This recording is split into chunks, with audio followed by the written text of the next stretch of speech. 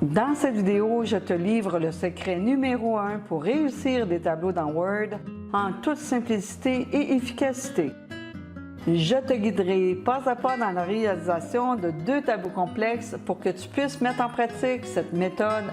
Avant de commencer, il est important de retenir 2 termes clés que j'utiliserai souvent dans cette vidéo. Les cellules titres désignent les cellules contenant un texte fixe, comme le titre d'une section par exemple.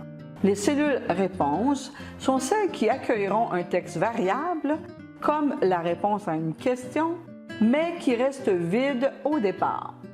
Et commence par préparer ton document Word pour la création de ton tableau. D'abord, définis les marges gauche et droite. Dans cet exemple, définis-les à 3 cm. Modifie la mise en forme du paragraphe vide présent dans ton document.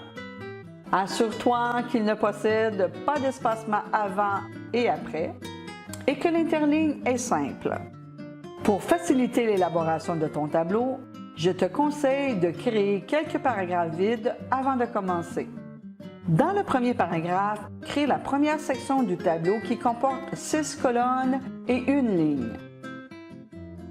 Retire toutes les bordures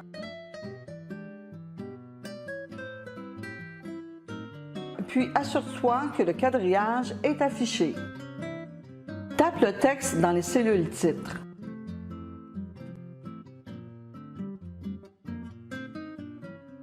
Ajuste la largeur de chaque colonne de manière approximative. Ajoute la bordure inférieure aux cellules appropriées.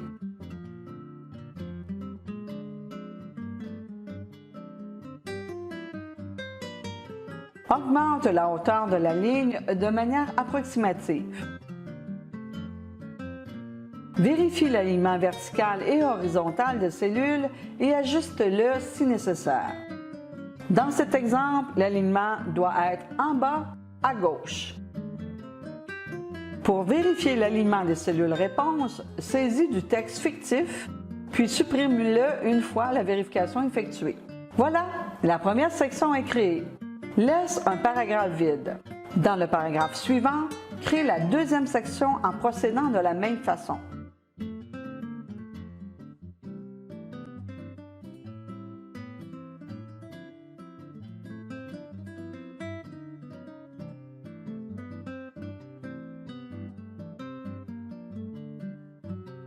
Une fois terminé, réunis les 2 paragraphes de ton tableau en supprimant le paragraphe qui les sépare. Pourquoi est-il si important de regrouper les sections en un seul tableau? Parce que cela facilite le passage d'une cellule à l'autre en utilisant la touche Tabulation pour avancer ou les touches majuscules Tabulation pour reculer. Laisse un paragraphe vide, puis crée la 3e section du tableau avec une seule cellule. Assure-toi que la cellule n'a pas de bordure et que le texte est centré verticalement et horizontalement. Choisis une taille de texte plus grande selon tes préférences. Intègre cette section au tableau en supprimant le paragraphe qui les sépare. Crée la prochaine section du tableau avec une colonne et 2 lignes, puis retire toutes les bordures.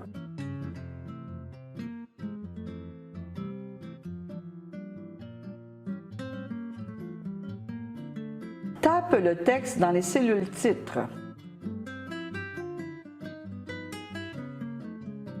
Augmente la hauteur de la cellule réponse et applique-lui une trame de fond.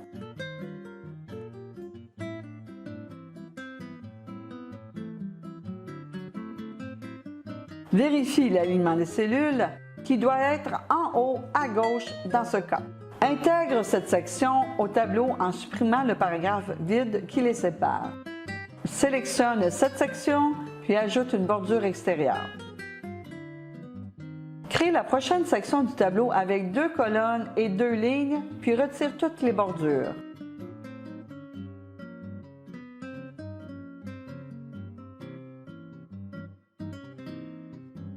Tape le texte dans les cellules titres.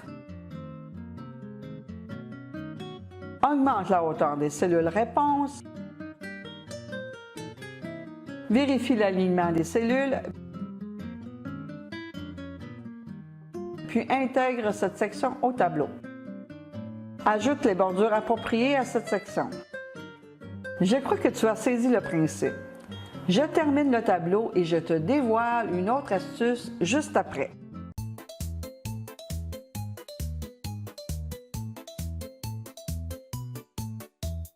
Voilà, le tableau est terminé. Par défaut, le tableau occupe toute la largeur de la fenêtre, c'est-à-dire de la marge gauche à la marge droite. Si tu modifies ces marges après la création du tableau, la largeur du tableau s'ajustera automatiquement à l'espace disponible entre les marges. Si tu préfères que le tableau ne s'ajuste pas automatiquement à l'espace entre les marges gauche et droite, active la fonction « Largeur de colonne fixe ».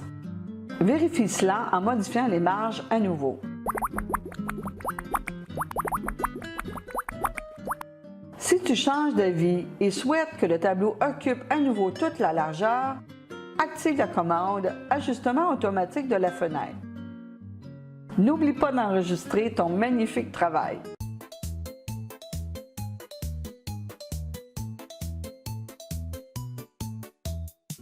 Je t'invite maintenant à créer ce tableau.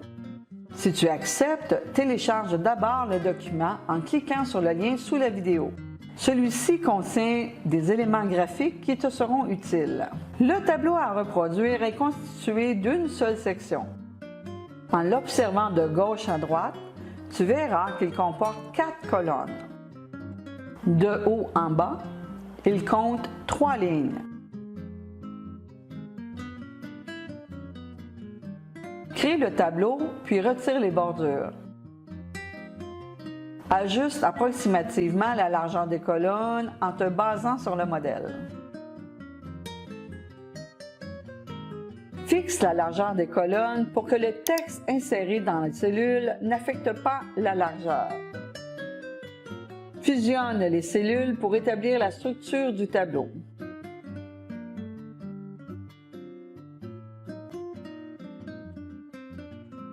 Insère les éléments graphiques dans le tableau en utilisant les commandes couper et coller.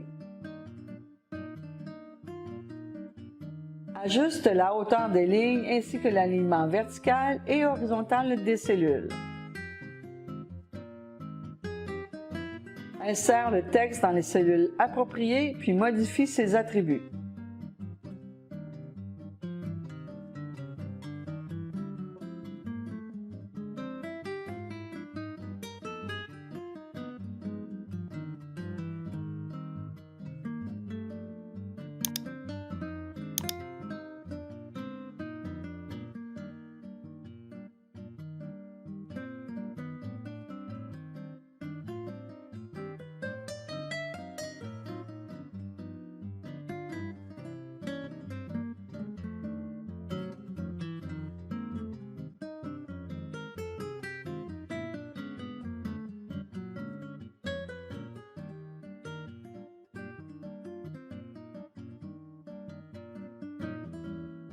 Remarque que la couleur des trames est identique à celle du logo dans le document.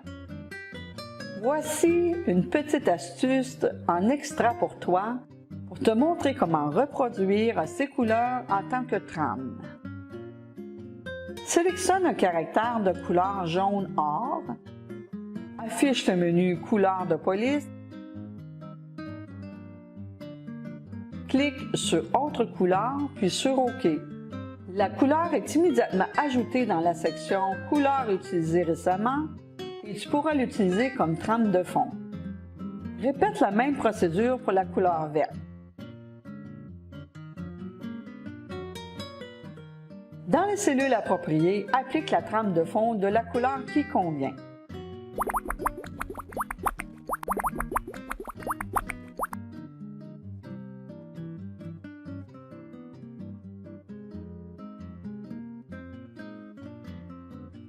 Sélectionne le tableau, puis applique une bordure autour de la sélection.